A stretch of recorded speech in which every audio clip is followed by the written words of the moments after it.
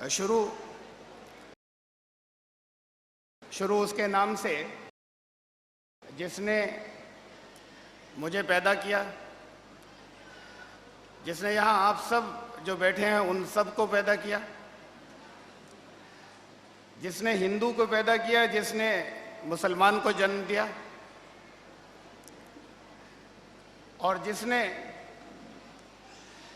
यहाँ संसार में, दुनिया में लोगों को पैदा करने के बाद और भेजने के बाद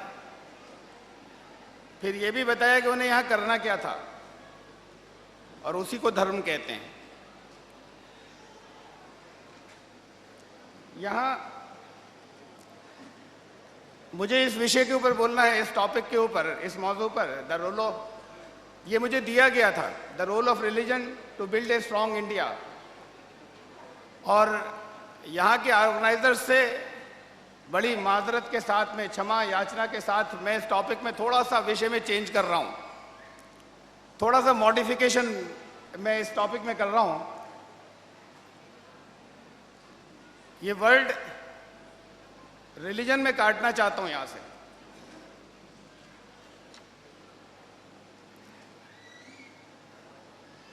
the role of dharma to build a strong India. ये धर्म और रिलीजन में बहुत अंतर है, बहुत फर्क है। अभी यहां पर ये बातें हुई थी, बहुत से रिलीजन हैं, हर रिलीजन,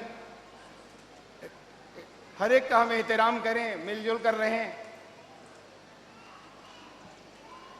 धर्म की बात शुरू यहीं से होती है, उस एक से जिसने हमें यहाँ मौजूद कर दिया। हम अपनी इच्छा, अपनी मर्जी से यहाँ नहीं हैं, तो फिर वही बताएगा कि यहाँ करना क्या था, जीवन कैसे बिताना था, जिंदगी कैसे गुजारनी थी। जो उसने बताया उसे धारण करने को और उसे अपनाने को धर्म कहते हैं। तो जब वो एक है, हिंदू नहीं कहते कि मुसलमानों का अल्लाह कोई और एक है, और मुसलमान नहीं कहते कि हिंदुओं का ईश्वर कोई और है। जब वो एक है तो धर्म बहुत से कैसे हो जाएंगे? धर्म तो एक रहेगा, और जो एक होगा वही जोड़ सकता है। रिलीजन एक नहीं है, रिलीजन्स तो बहुत से जगह जगह लोगों के अपने अपने, उसके अंदर इंग्लिश लैंग्वेज के अंदर कोई वर्ड ही नहीं है धर्म का इक्विवेलेंट, अरबी में है, उसे दीन कहते हैं। दीन हमेशा से एक रहा, कुरान ने कहा, दीन कभी बदला नहीं। ये रिलीजन बहुत से हो सकते हैं, मज़ाहिब भी बहुत से हो सकते हैं, लेकिन दीन एक रहा हमेशा से, और धर्म भी एक है। अगर ईश्वर एक है, अगर अल्लाह एक है, तो उसने जो कुछ चाहा,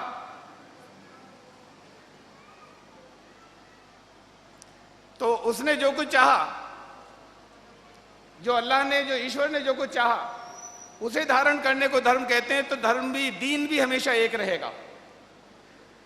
अब से अज्ञात समय पूर्व, अब से ज़मानों पहले, इंसानियत की इब्तिदा में और शुरुआत में, यहाँ कोई ऋषि मुनि जो कोई भी आए और उन्होंने यहाँ के लोगों को सनातन धर्मी बना दिया।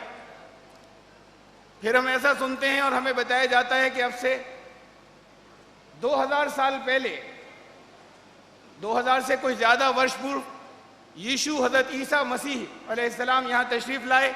उन्होंने आने के बाद लोगों को ईसाई और क्रिश्चियन बना दिया। उनसे पहले हज़रत मूसा, मोसेस, प्रॉफिट, अल्लाह के नबी आए, उन्होंने आने के बाद लोगों को यहूदी बना दिया।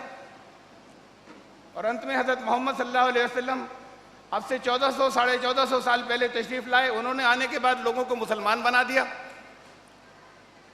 अगर ये सब उसी एक ईश्वर की तरफ से थे, उसी एक अल्लाह की तरफ से थे, अगर उसी का संदेश, उसी का पैगाम लेकर आए थे, तो इनकी शिक्षाएं अलग अलग कैसे होंगी? लेकिन यहाँ हैं लोग अलग अलग। यहाँ सनातन धर्मी अलग हैं, यहाँ यहूदी अलग हैं, यहाँ ईसाई अलग हैं, यहाँ मुसलमान मुख्तलिफ हैं। उन्होंने, अगर मैं मुसलमानों से कहता हूँ, ज़रा सा गौर फरमाएं कि 1400 साल पहले अगर नजात का और मुक्ति का कोई विशेष तरीका जो हज़रत मोहम्मद सल्लल्लाहु अलैहि वसल्लम ने बताया, अगर ये तरीका उससे पहले नहीं होता मुक्ति का, और कोई नया मार्ग दिखा दिया और कोई नया रास्ता बताकर चले गए, तो उससे पहले के लोगों की मुक्ति कैसे होगी? और 2000 साल पहले यीशु हजरत ईसा मसीह अलैहिस्सलाम उन्होंने अगर सेल्वेशन का कोई नया रास्ता दिखा दिया तो उससे पहले के लोगों की मुक्ति कैसे होगी? वो अगर एक है तो मुक्ति का और नजात का रास्ता हमेशा एक रहा, सदा से एक रहा, कभी तब्दील नहीं हुआ। उसी को दीन कहते हैं, उसी को धर्म कहते हैं। और वही धर्म है जो जोड़ सकता है हमारे, अगर भारत की हम अपने बात कर रहे हैं, तमाम दुनिया को, सारी दुनिया को, सारे संसार को अगर जोड़ सकता है, जोड़ने की ताकत किसी में है तो धर्म में है। उसके लिए रिलीजन वर्ल्ड काफी नहीं है। यहां भारतवर्ष में, मैं यहां के परिप्रेक्ष्य में, मैं यहां के निस्बत से मैं बात करूंगा। यहां जो आपस में नफरतें और आपस में कभी कुछ बिगाड़ हुए तो उसके आधार ज्यादातर दो थे। लोग यहां पर, लोगों ने झगड़ा किया या लोगों ने आपस में मनमुटाव लोगों के बीच में हुआ, नफरतें हुई, या तो मान्यताओं के, अकायद या धर्म के आधार पर, और या फिर ऐसा हुआ जन्म के आधार पर, जाति के आधार पर। ये दो बहुत बड़े आधार हैं जिसकी वजह से यहां विभाजन होता है। और यही आधार है जिसकी वजह से विभाजन हुआ है पहले, और विभाजन उससे पहले भी होते रहे हैं। मैं इस बात को बाद में कहूंगा जरा तफसील के साथ में। लेकिन 1947 में, 1947 में हमारे देश का विभाजन हुआ, देश का बंटवारा हुआ, दिल बंट गए। क्या ये पहली बार हुआ था देश का विभाजन? क्या भारत सिर्फ इतना ही था जो पाकिस्तान और बांग्लादेश को आज जोड़ दिया जाए, इसे भारत कहते हैं? क्या भारत की सीमाएं इतनी ही थीं? भारत तो बहुत विशाल था, इससे बहुत आगे। तो फिर वो विभाजन करवाने वाले कौन थे?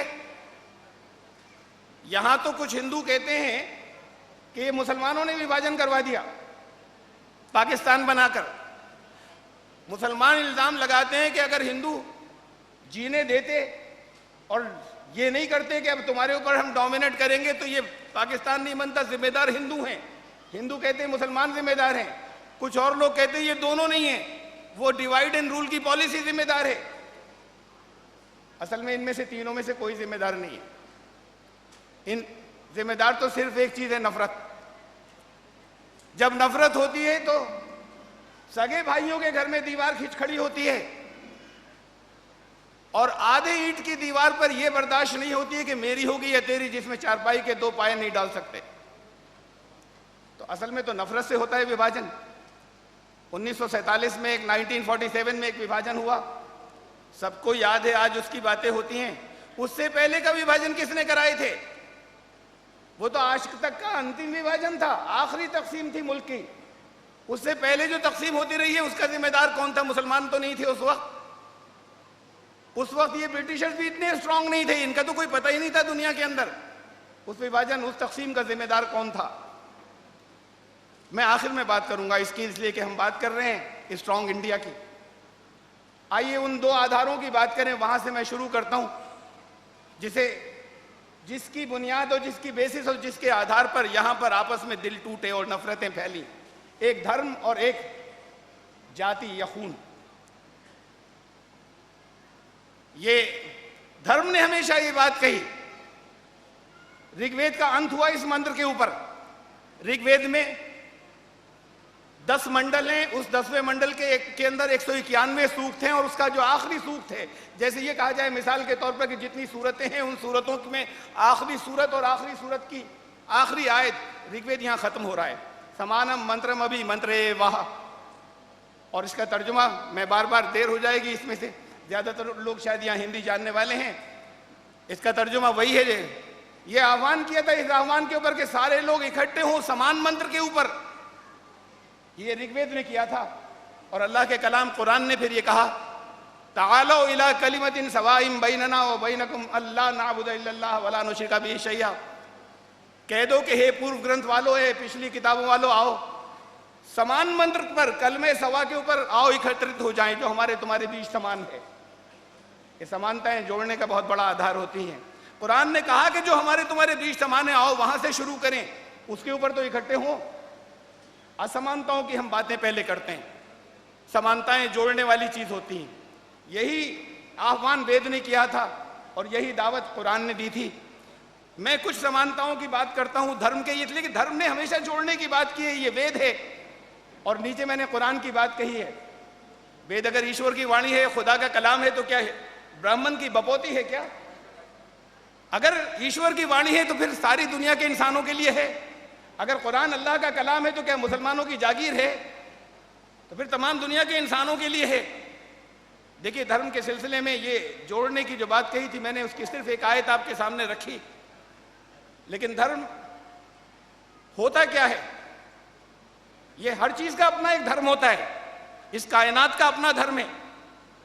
ये कायनात खरबों सितारे सैयारे अपने प्रोग्राम से जरा सा भी एक सेकंड के लिए भी नहीं हटते इधर उधर।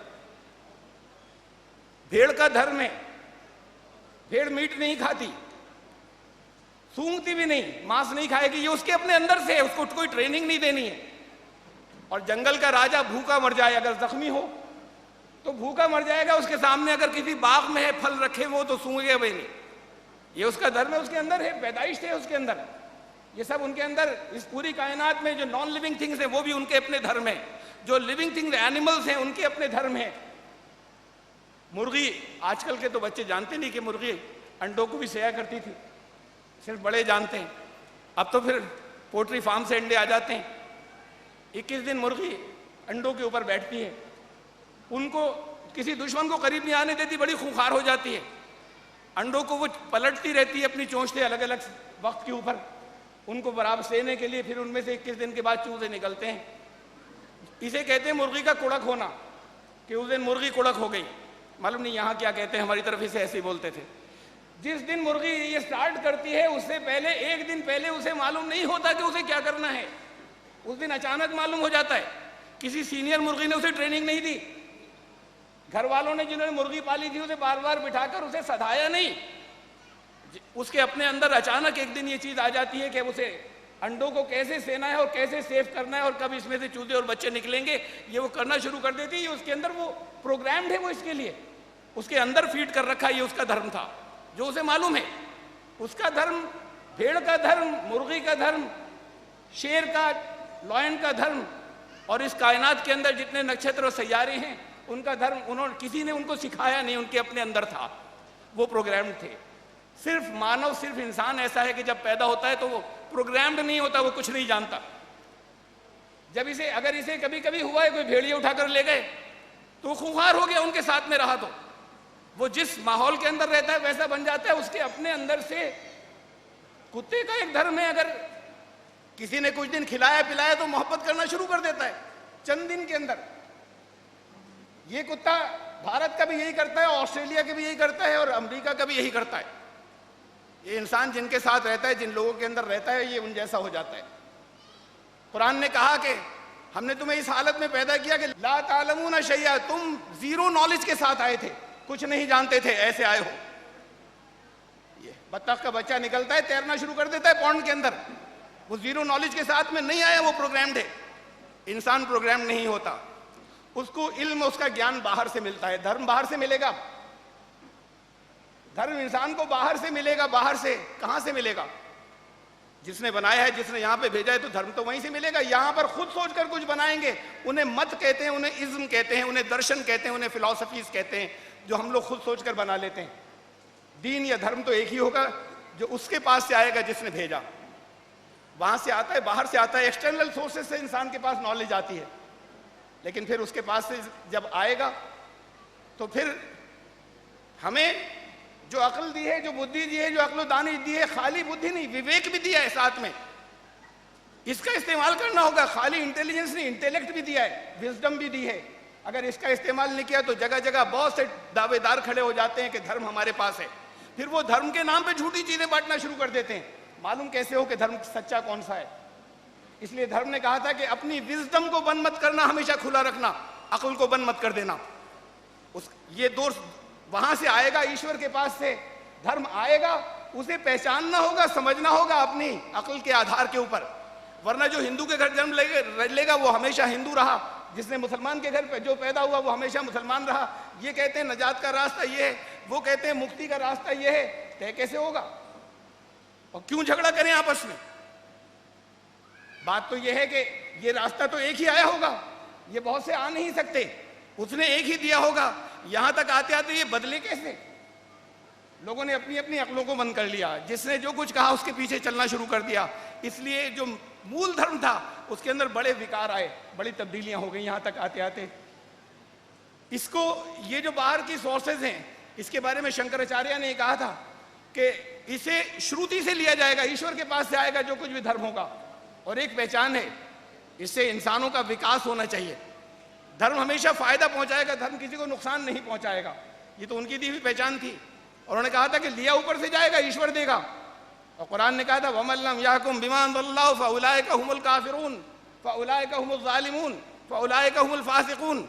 ये तो जो कुछ ईश्वर अल्लाह की तरफ से आएगा, जिसने जो उसने नाजिल किया, अगर अपने फैसले उसके हिसाब से नहीं किए, अगर धर्म वहां से नहीं लिया, तो फिर वही लोग वो होंगे जो नहीं मानने वाले होंगे, वही लोग होंगे जो इनकार करने वाले होंगे, वही वो लोग होंगे जो खुद जुल्म कर बैठेंगे अपने आप के ऊपर। श्रुति से लिया जाएगा। अब ये श्रुति, ये एक बात और कही थी जो कि नफा पहुंचाने वाला होगा, बहुत बड़ी बात कही कुरान ने। वअम्मा मा यनफउन नास फयमकुसु फिल अर्द, जो फायदेमंद होगा, जो बेनिफिशियल फॉर मुस्लिम्स नहीं, for the Mankind, that is stage on earth, वो रहेगा, बाकी हटा दिए जाएंगे। जिनसे दुनिया के इंसानों को नफा पहुंचेगा वो रुकेंगे। धर्म ये था। अब इस धर्म के ऊपर, इस धर्म के लिए इतनी सी बात और साथ में रखें कि कहा था कि अक्ल को खुला रखेंगे। फिर धर्म जिसने दिया, उस धर्म के रूल्स कौन फ्रेम करेगा? उस धर्म के रूल्स फ्रेम कौन करेगा धर्म के? ये तो एक सूक्ति है सनातन धर्म की, बहुत मशहूर सूक्ति है, खाना सोना दर मैथुन। जानवर भी यही करता है।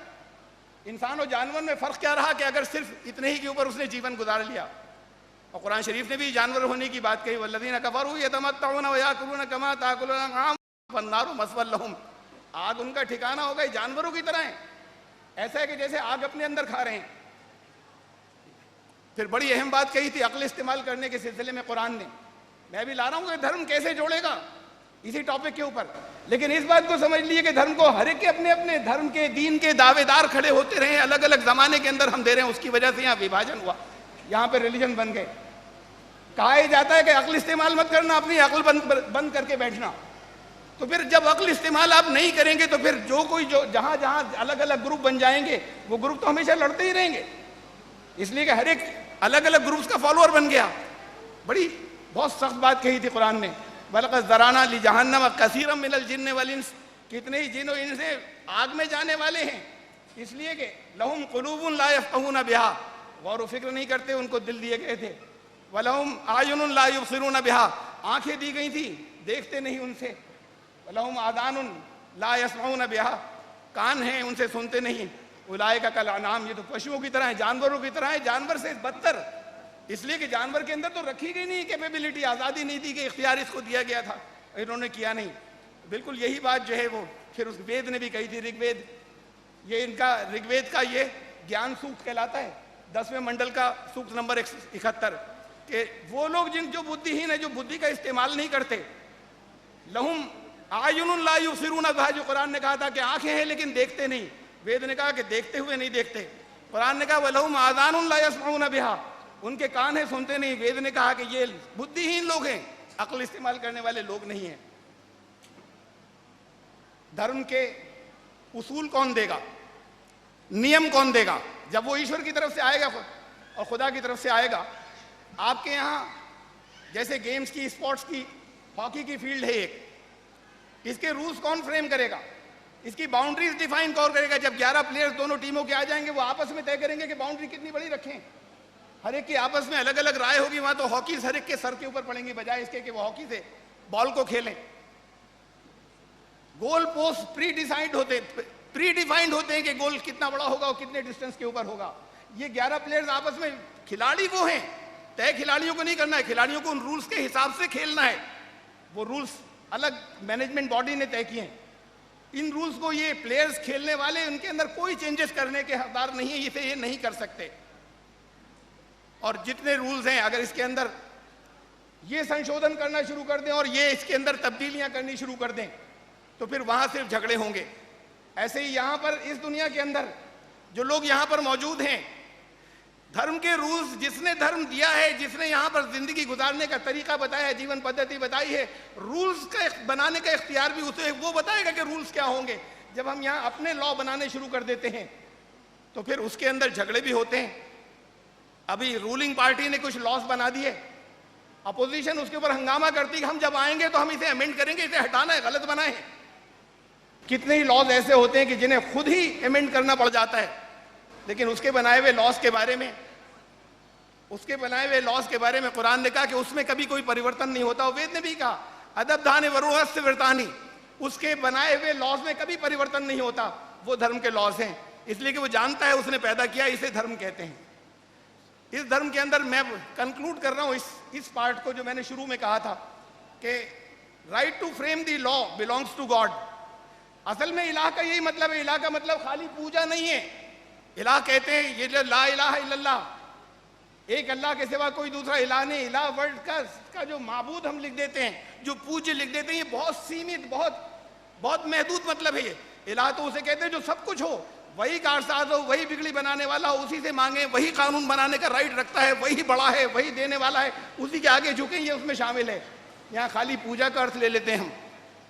तो right to frame the law belongs to God, ये इलाह होने का मतलब है, ला इलाहा इल्लल्लाह। इसे तौहीद कहते हैं या एकेश्वरवाद कहते हैं।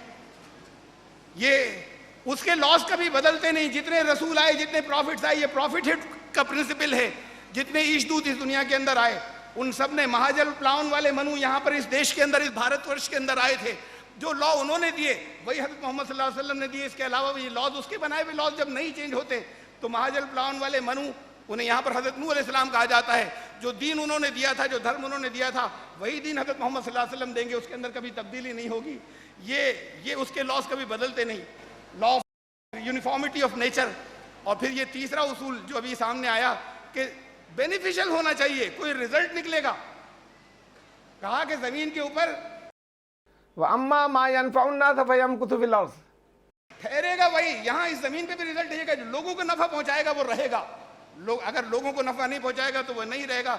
इस दुनिया के जाने के जीवन के बाद भी जिसने वो कर्म किए हैं, वो अपने कर्मों का फल हमेशा आगे वो लेते चले जा रहे हैं। लोग यहाँ पर भी उन्हें अच्छे कर्मों का फल मिलेगा और यहाँ से जाने के बाद जीवन जो अनंत है, जो आगे भी चल रहा है, इसे परलोक कहते हैं, वहाँ पर भी कर्मों का फल मिलेगा। ये law of cause and effect कहलाता है। इसे कहते हैं आखिरत या कर्म फल। ये तीन उसूल यहाँ सनातन धर्म में अलग नामों से हैं। यही सिद्धांत है यहाँ पर। तौहीद यहाँ पर बताया गया था। यहाँ पे कहा जाता है कि तीन मार्ग हैं। अब कुछ लोग कहते हैं भक्ति मार्ग से चलो ईश्वर के पास पहुंच जाओगे। कुछ समुदाय कहते हैं ज्ञान मार्ग से चलो ईश्वर के पास पहुंच जाओगे। कुछ समुदाय कहते हैं कर्म मार्ग है, उससे चलोगे ईश्वर के पास पहुंच जाओगे। असल में तीनों का संतुलन होना चाहिए। इस्लाम ने तीनों का संतुलन दिया कि तीनों की आवश्यकता है। ये तौहीदी भक्ति मार्ग है, उसी एक की मोहब्बत के अंदर डूबना, और उसके जिससे मोहब्बत करेंगे तो उसकी पसंद को अपनाना तो अपने अंदर शामिल हो जाएगा। वरना ये कैसी मोहब्बत कि वो कुछ चाहता है, उसको कुछ रजा हो, और हम कह रहे हैं हम सिर्फ मोहब्बत करते हैं, वो करते नहीं। ये भक्ति मार्ग। ज्ञान उसके पास से जो कुछ आएगा, इंसानों के पास आने का जो सबसे पहला मानव जो माध्यम बनता है, जो मीडियम बनता है, उसे रसूल या ईशदूत कहते हैं। उसे यहाँ की पुरानी भाषा में कहा गया था, यहीं सनातन धर्म के अंदर यहाँ पर ही कहा गया था कि ऋषियों के अंतःकरण पर वाणी का अवतरण हुआ, उनके कल्प पर लोगों के नुज़ूल हुआ। वो रसूल होते हैं जो इंसान ही होते हैं, ईशदूत होते हैं, पैगंबर होते हैं। वो ज्ञान लेकर आते हैं ईश्वर की तरफ से, और फिर जैसा कर्म करेंगे वैसा उसका फल मिलेगा। ये कर्म मार्ग जो है ये आखिरत है। और इन तीनों का इस्लाम ने बैलेंस दिया है, संतुलन दिया है कि इन तीनों की आवश्यकता है, एक को भी इनमें से हम छोड़ नहीं सकते। ये तो बातें वही थी, सिर्फ टुकड़े कर लिए गए। भक्ति मार्ग को अलग कर दिया गया, ज्ञान को अलग और कर्म मार्ग को अलग। अब कुरान ने यह आह्वान किया था, मैंने शुरू में कहा था ना, आओ एक ही बात की तरफ। और उसी आखिरी सूक्त के अंदर वेदों ने कहा था समानो मंत्र समिति समानी समानम मन सह चित्त में शाम। समान मंत्र पर हम सब इकट्ठे हों, हमारे चित्त भी समान हो, हमारे मन भी समान हो। और कुरान शरीफ ने कहा था कि आओ कलमे सवा, समान मंत्र, इसके ऊपर सारे लोग इकट्ठे हों। तो मैं कुछ समानताएं यहाँ पर रखना चाहता हूँ, समान मंत्र रखना चाहता हूँ, जिसके ऊपर एकत्रित हों। तब एक धर्म की स्थापना होगी यहाँ पर। अभी धर्म नहीं है, और वो धर्म है जो जोड़ेगा। और वो जोड़ जो है वो खाली ये उस विभाजन के लिए नहीं होगा, उस जोड़ने का। हम यहाँ पर इस स्ट्रॉन्ग इंडिया की बात कर रहे हैं कि और विभाजन नहीं हो। बात इसकी है कि उस अखंड भारत की करें जो 1947 में टूटा, वहां की भी बात नहीं करेंगे। हम और दूर तक जाएंगे। और ये खाली मजाक की बात लग रही होगी कि वो भी जुड़ सकता है। मैं आपसे सच कहता हूं कि वो भी जुड़ेगा। अभी पहले हम इसकी तो बात करें कि इंसान तो जुड़े आपस के अंदर। यहां पर धर्म के आधार के ऊपर लड़ रहे हैं। मैं कुछ समानताएं रखना चाहता हूं। वो समानताएं वेद के छोटी छोटी सी, बहुत छोटे छोटे से मंत्र के ये भाग हैं। स एष एक, एक विदेक एव। ट्रांसलेशन आपके पास लिखा है, वही एक है, सिर्फ वही एक है जो अकेला एक है। ये एक एवे नमस्ते विश्वविद्या, और सिर्फ वही एक है जो सारी प्रजाओं के जरिए नमस्कार सर झुकाने के लायक है। जो एक है वही इस लायक है कि सारे लोग उसके आगे सर झुकाएं। फिर इसी वेद ने ये कहा, यह एक इत्तमुष्टु ही, जो एक है स्तुति सिर्फ उसी एक की करनी है। ऋग्वेद 6:45-16, यानी ऋग्वेद का छठा मंडल, सूक्त नंबर 45 और आयत और श्लोक इसका मंत्र नंबर 16। और फिर वेद ने ये बात कही कि माँ चिदन यद विशंसत, जो एक है उसी की करना, उसके सिवा किसी और की मत करना। कैसे शब्द हैं अलग अलग। जो पहली बात तो ये एक है, जो एक है उसी की करनी चाहिए, जो एक है सिर्फ उसकी करना। और फिर ये कहा कि माँ चिदन यद विशंसत, जो उसके अलावा किसी और की मत करना। ये साफ साफ वही बातें हैं जो एक धर्म आया था, उस एक धर्म का इसमें के अंदर विभाजन हुआ। ये समान मंत्र हैं जो मैं सामने रख रहा हूँ, समान मंत्र जिसका वेद ने आह्वान किया था। और वेद ने कहा ये प्रार्थनाएं कैसी कैसी सिखाई, तस्य ते भक्तिवान से श्याम, हे ईश्वर हम सिर्फ तेरे ही बंदे हों, हम सिर्फ तेरे ही भक्त हों। और एकम सद्विप्रा बहुधा वदंती, कि वो एक है, गुणों के आधार पर, सिफात की बुनियाद पर उसे अलग अलग नाम दिए हैं। एक मुसलमान जब कहता है खालिक, मालिक, राजिक, तो कोई नहीं समझता ये अलग अलग देवताओं को पुकार रहा है। उसी एक के नाम है, सिफाती नाम जो लिए जा रहे हैं। वहां पर ब्रह्मा अलग हो गए, विष्णु अलग हो गए, शिव हो गए, बहुत से और अलग हो गए देवी देवता। ब्रह्मा उसी के पैदा करने के गुण का नाम था कभी, विष्णु कभी उसी एक के पालन पोषण करने के गुण का नाम था, और शिव उसी एक के संहार करने के गुण का नाम था।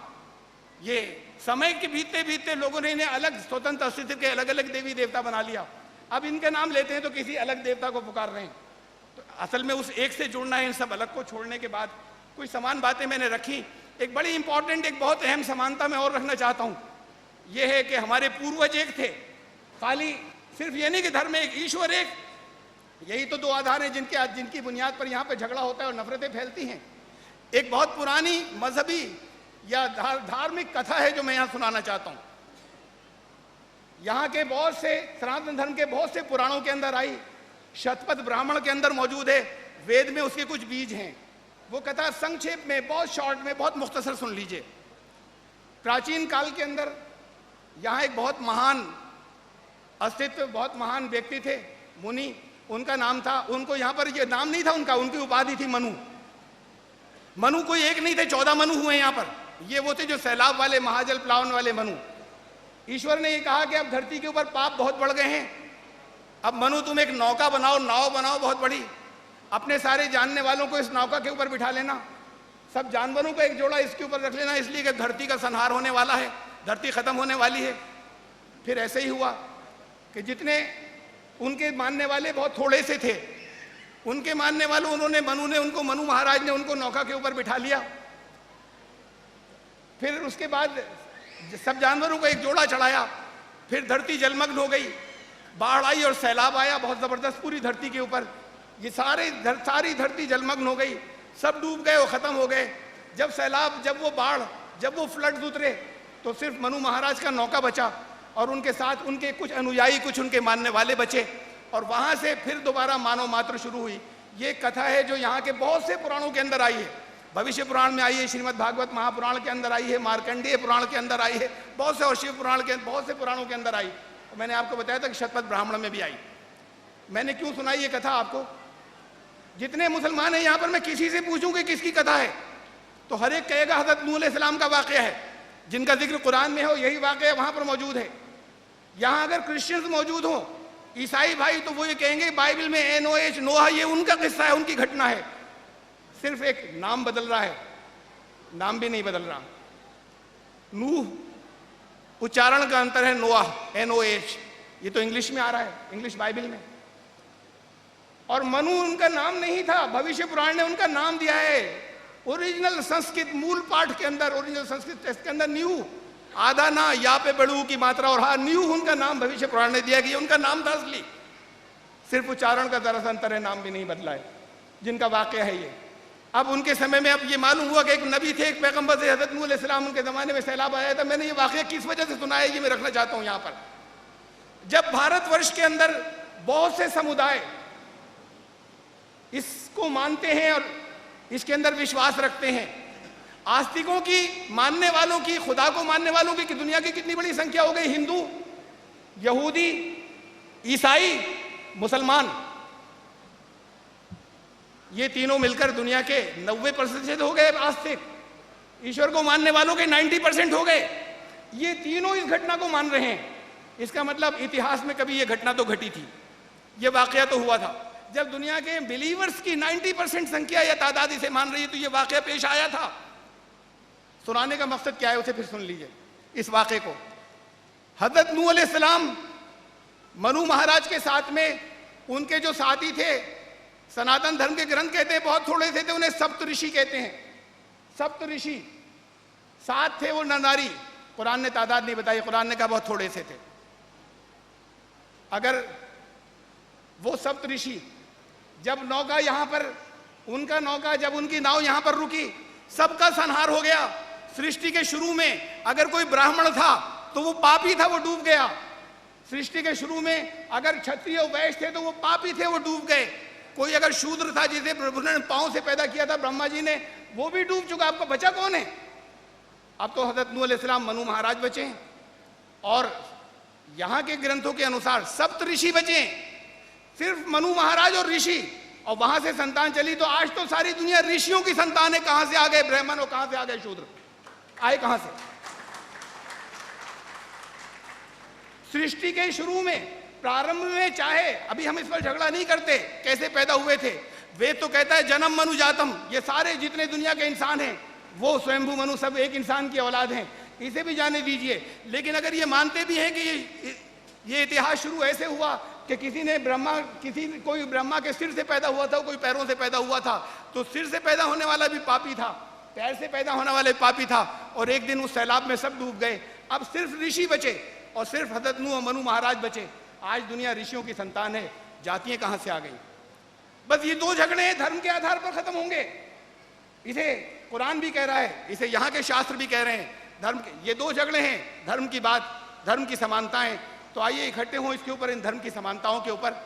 और ये सबसे पहला ऐलान था जो हज़रत मोहम्मद सल्लल्लाहु अलैहि वसल्लम ने किया था, पहाड़ी के ऊपर खड़े होकर। जो सार्वजनिक ऐलान, जो ऐलानिया जो बात सबसे पहले कही थी खड़े होके, या अय्युहन्नास इलाहुकुम वाहिद, इलाहुकुम वाहिद व अबाकुम वाहिद। तुम्हारा पूज्य भी एक है, तुम्हारा खून भी एक है, तुम्हारा पिता भी एक था, एक खुदा एक खून। सबसे पहला ऐलान ये था। ये बात खत्म हो जाए, धर्म इसे लेकर जब खड़ा होगा, तो फिर यहाँ पर ये जो हमारे भारत की स्ट्रॉन्ग इंडिया की हम बात करते हैं, ये स्ट्रॉन्ग इंडिया तो फिर जब ही बन सकेगा ये भारत। समानताएं, इसके बारे में मैं कुछ रखना चाहता हूँ थोड़ी सी। ये समानताएं तो दोनों के अंदर हैं कि जीवन यहाँ अंत नहीं हो जाता, कर्म के फल मिलेगा। लेकिन यहाँ पर ऐसा है, बहुत बड़ी संख्या के अंदर हमारे सनातन धर्मी भाई ये कहते हैं, बहुत बड़ी संख्या में हमारे सनातन धर्मी भाई ये कहते हैं कि यहीं पर इसी दुनिया के अंदर जन्म होगा मरने के बाद। और मुसलमान ये कहते हैं कि यहाँ से जाने के बाद नहीं, स्वर्ग या नरक कहीं है। सनातन धर्मी कहते हैं नहीं, स्वर्ग और नरक अलंकार हैं, तमसीली दमाने, यहीं के दुख को नरक कहते हैं, यहीं के सुख को स्वर्ग कहते हैं। कहते हैं नहीं, एक्चुअल स्वर्ग है, एक्चुअल नरक है। अंतर यह है, इस जीवन के बाद कर्मों का फल मिलेगा, इस बात को दोनों मानते हैं। एक बात तो तय है, अगर बात सच्ची वो निकली कि जन्म यहीं पर लेना पड़ गया, तो सारे मुसलमानों को भी लेना पड़ेगा। और अगर बात सच्ची ये निकली कि यहाँ पर वापसी नहीं होगी, हमेशा का स्वर्ग और हमेशा का नरक कहीं और है, तो सारे हिंदुओं के साथ भी ऐसा ही होगा दोनों एक। ऐसा नहीं है कि जो ये मानता है उसके साथ उसको यहाँ पर जन्म दे दिया जाए, जो जन्म को मानता है, जन्म को नहीं मानता उसके लिए हमेशा का स्वर्ग हमेशा का नरक हो जाए। होना तो सबके साथ में एक ही है। इसलिए हम ऐसा क्यों नहीं करें? हमसे संबंधित बात है, हम पता लगा लें, मालूम कर लें, इसको हम यकीनी बना लें कि क्या है सच्चाई, बजाय इसके कि क्या हर्ज है, कुछ भी होगा, कर्मों का फल मिलेगा। अगर ऐसा हो गया कि कभी वापसी नहीं हुई, हमेशा के नरक में फंस गए, तो फिर बड़े नुकसान की बात होगी। इसलिए पता अभी चला लें। यहाँ पर मैं सिर्फ एक बात रखना चाहता हूँ, यहाँ पर अपने सनातन धर्मी भाइयों से कहना चाहता हूँ, हिंदू भाइयों से बहुत अदब से, जितने लोग दुनिया से जाते हैं, यहाँ जितने हिंदू भाई दुनिया से जाते हैं, उनके अंतिम संस्कार के वक्त, उससे पहले उनके ऊपर उनकी आत्मा की शांति के लिए कुछ पाठ करने के लिए आते हैं। ब्राह्मण, वो आत्मा की शांति के लिए कुछ पाठ करते हैं और चले जाते हैं, उनको फीस भी दी जाती है।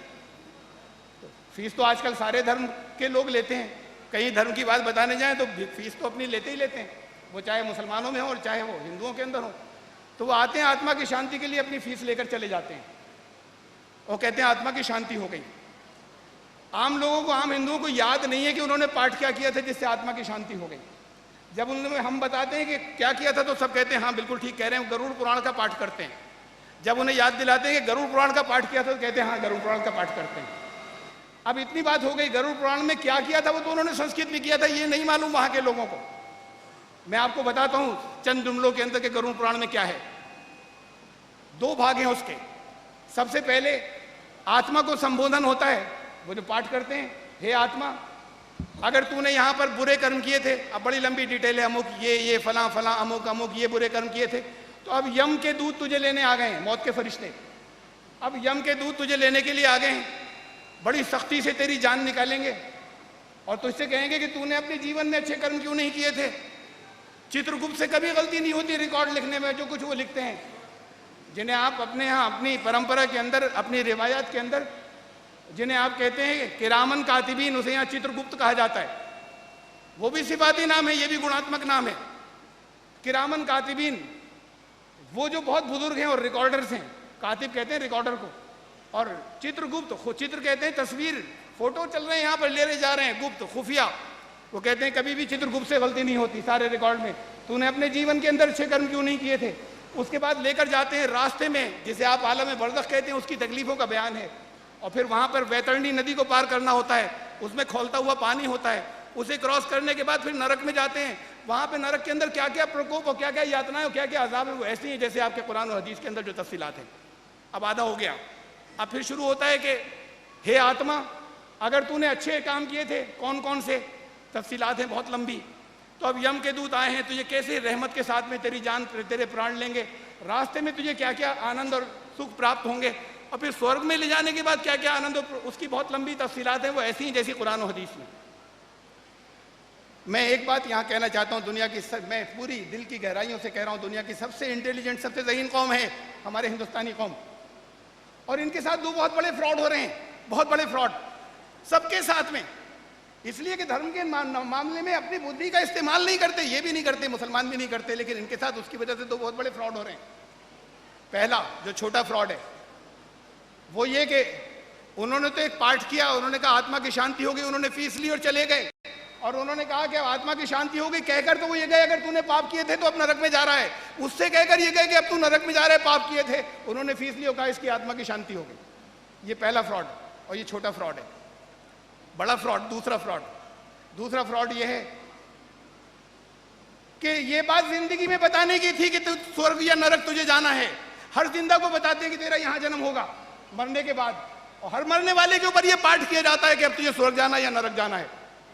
परलोक, पर यहीं के उसको नहीं कहते, दूसरा लोक है, दूसरा जहान है, आखिरा। परलोक इसे नहीं कहते यहीं के दुख सुख को, दूसरा जहान। तो वहां पर यह है कि वहां तुम्हें ये सबको बताया जा रहा है, ये तो जिंदों को बताने की बात थी जो अब मौजूद है कि यहां पर तुम्हारा जन्म नहीं, तुम्हारी हमेशा की दुनिया है यहां से जाने के बाद। असल में आखिरत का अकीदा भी एक है, बातें बहुत सी हैं इसके ऊपर, लेकिन आइए समानताओं की इसके ऊपर अब हम यहाँ आए। अभी मैं बात कर रहा था कि हिंदुओं की अलग और मुसलमानों की अलग, अभी सनातन धर्म की बात कर रहा था और मैं इस्लाम की बात कर रहा था, 2 अलग अलग बातें कर रहा था। धर्म तो एक है, दीन एक है, इनका नाम भी एक ही है। मैं भी कह रहा था मेरे सनातन धर्मी भाई, ये दुई आपके समझने की वजह से मैं कह रहा था, इस्लाम सिफाती नाम है, एट्रीब्यूटिव नेम है, धर्म विशेष का नाम नहीं है, एट्रीब्यूटिव नेम। जिसने समर्पण किया, संपूर्ण आत्मसमर्पण का धर्म, पूरे तरीके से अब सरे तस्लीम खम कर देना, इसको इस्लाम कहते हैं। चाहे जिस घर में जिसने जन्म लिया, उसकी इच्छाओं के प्रति जिसने समर्पित नहीं किया, चाहे वो मुसलमानों के घर जन्म लिया, वो सरकारी रिकॉर्ड में मुस्लिम हो सकता है, ईश्वर की सूची में मुस्लिम नहीं होगा, इसका जन्म से कोई संबंध नहीं।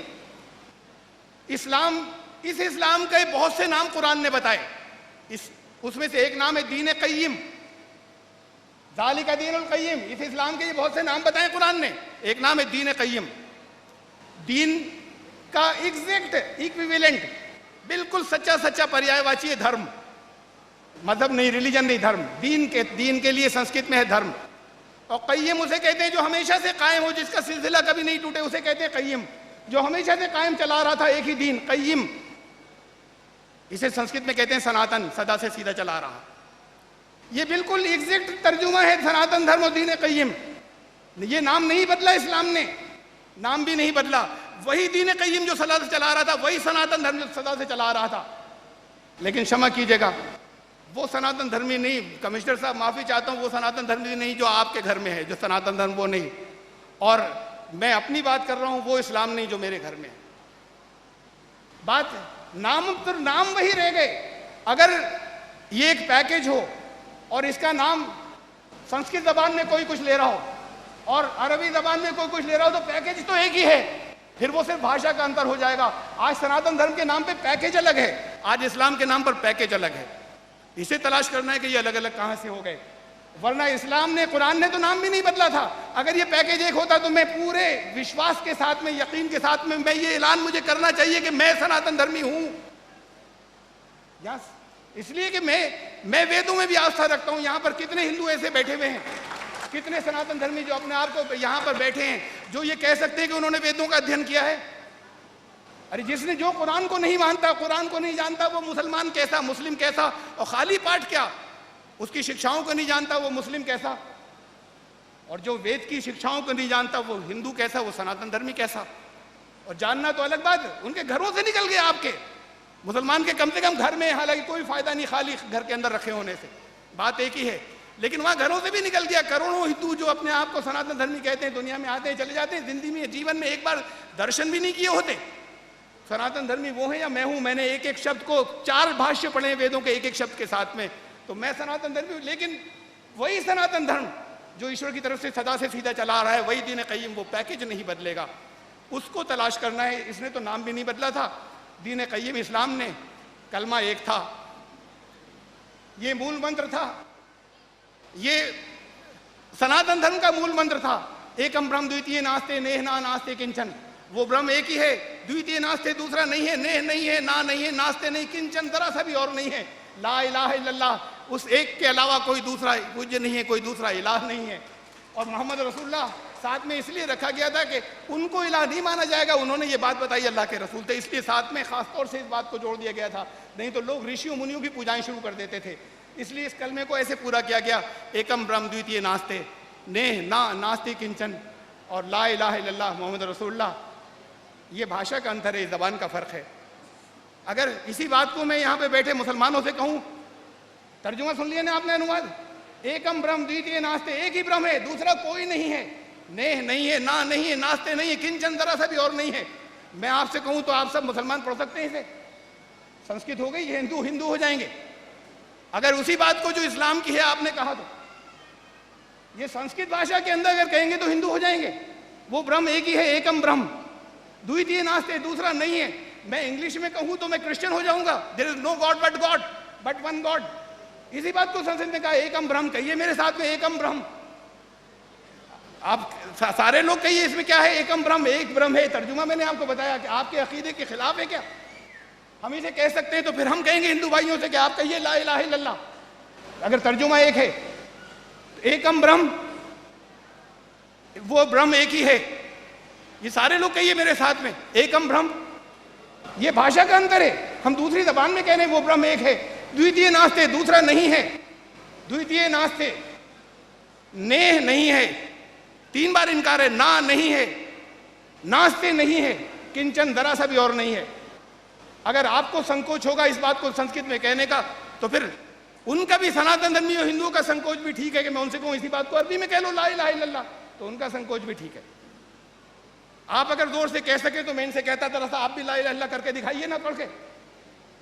ये संकीर्णताएं तो निकलनी चाहिए। आप अपने अकीदे की बात अगर किसी और जबान में कह रहे हैं तो धर्म बदल रहा है आपका। कम से कम ये, जब हमें ये मालूम हो कि सिर्फ भाषा बदली थी, अब जो चीजें अकीदे बदले उसे ठीक करेंगे, उसकी बात करेंगे आगे। जहां पर ऐसा नहीं कि सारी बातें एक हैं, जितनी बदल गई हैं समानताओं पर एकत्रित होंगे, और एकत्रित होने के बाद आपस में फिर बैठकर उन पर विचार करेंगे। जो असमानता है तो वो बड़े अच्छे माहौल में होंगी, इसलिए कि हम समानताओं से जुड़ चुके होंगे। ये आखिरी बात है, साष्टांग, ये आसन यहाँ उत्तम आसन माना जाता था सनातन धर्म में। साष्टांग बहुत अच्छा, अष्ट अंगों सहित, अष्ट अंग, अष्ट अंगों सहित, जिसके अंदर शरीर के 8 अंग भाग लें, with 8 parts of the body. आज साष्टांग किया जाता है, उसे दांडवत उपासना को कहने लगे, दांडवत प्रणाम को साष्टांग कहने लगे। औंधा लेटने के बाद शरीर के सारे अंग लगते हैं, 8 नहीं लगते, उसको साष्टांग प्रणाम कहने लगे, वो दांडवत प्रणाम है। साष्टांग आसन ये था जिसमें शरीर के 8 अंग भाग लें। देखिए, 2 पंजे, 2 घुटने 4, 2 हाथ 6, 1 नाक 1 माथा, ये साष्टांग था अष्टांगों सहित। मुसलमान जानते हैं नमाज का सजदा है।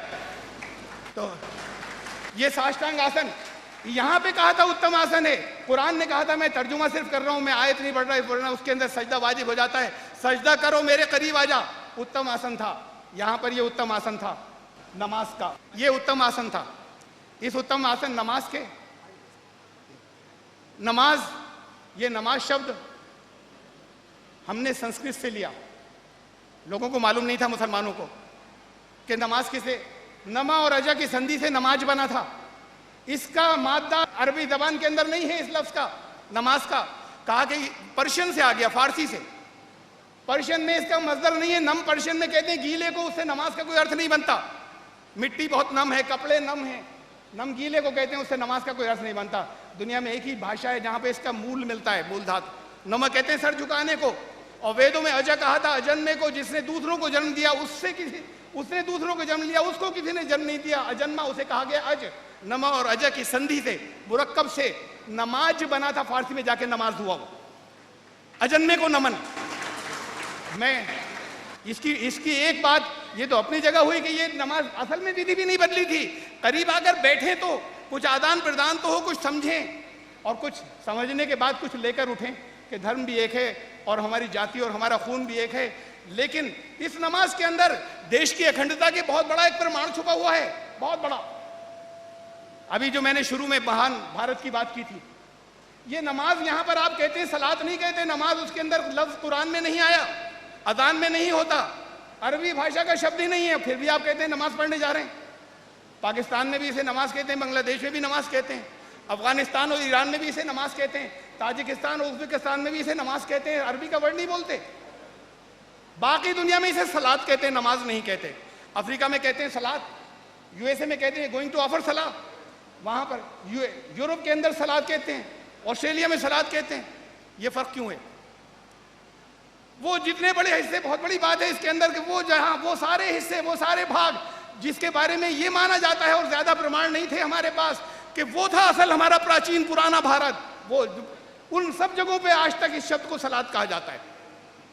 देखिए, ये तो भारत वो है जो जिसके अंदर खाली इंडिया, पाकिस्तान, बांग्लादेश हैं।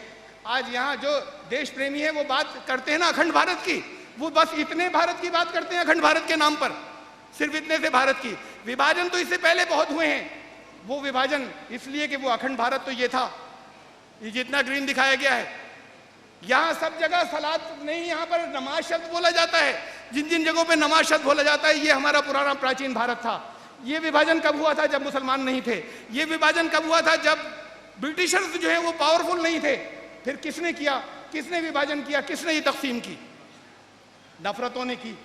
मैंने कहा था शुरू करते वक्त कि एक दीवार खिंच जाती है दो सगे भाइयों के घर के अंदर, आधे ईंट की दीवार के ऊपर, इसकी बर्दाश्त नहीं होती कि मेरी होगी या तेरी होगी। और फिर जब नफरत कम होती है तो उस दीवार में खिड़की खुलती है, उस दीवार में खिड़की खुलती है जब नफरतें कम होती हैं। और नफरतें अगर और कम हो तो दीवार गिराई भी जाती है। पूर्वी जर्मनी और पश्चिमी जर्मनी के बीच की दीवार गिरी है, दीवारें गिरती भी हैं, दीवारों में खिड़कियां भी खुलती हैं।